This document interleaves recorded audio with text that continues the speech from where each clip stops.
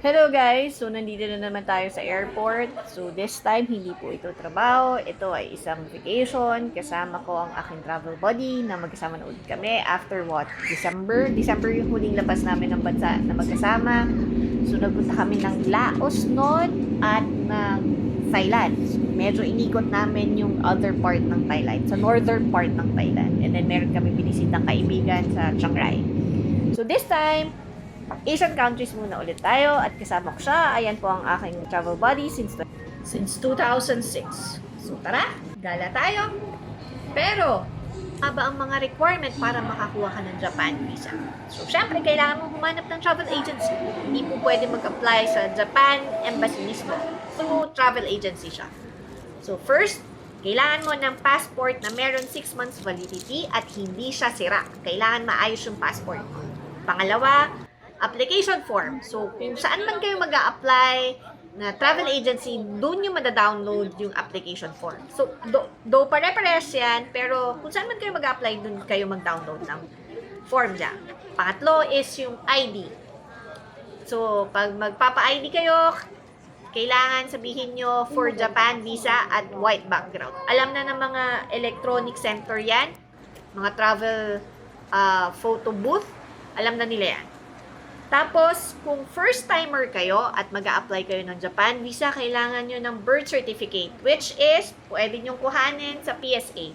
Makukuha nyo yan in less than 2 hours. Ako po, nung kumuha ko, wala pang 2 hours, nakuha ko na nung first time ako nag-apply ng Japan visa ko. Tatlong apply ko na po ito ng visa. Yung una, single. Pangalawa, multiple entry. And then, ngayon ulit, single entry. And then, ano pa yung other supporting documents? Una, yung kailangan itinerary mo sa Japan. Kailangan mo i-indicate kung saan ka nakatira at yung phone number na pag-i-stayhan mo. Yun lang ang requirement doon. Sumunod is yung bank certificate issued within 3 months at meron siyang average daily balance. So, yung sa akin po, dalawa po kasi yung sinubmit kong bank certificate. Yung isa, walang average daily balance and then yung isa meron. So, wala namang amount kung magkano dapat ang nasa bangko, pero kung ano yung nasa bangko, yun lang. And then, ITR. So, makukuha nyo yun kung ano man kayo, employed kayo dito sa Pilipinas. So, manghingi kayo ng ITR sa accounting nyo. So, bibigay naman po yun. And then, nag-submit din ako ng Certificate of Employment para makita rin kung gano'n ako katagal sa trabaho na pinagtatrabahuan ko. So, ayan po yung Relly Travel and Tours. Diyan po ako nag-apply ng Japan visa ko. Kahit yung mga previous application ko, sa kanila din po ako nag-apply.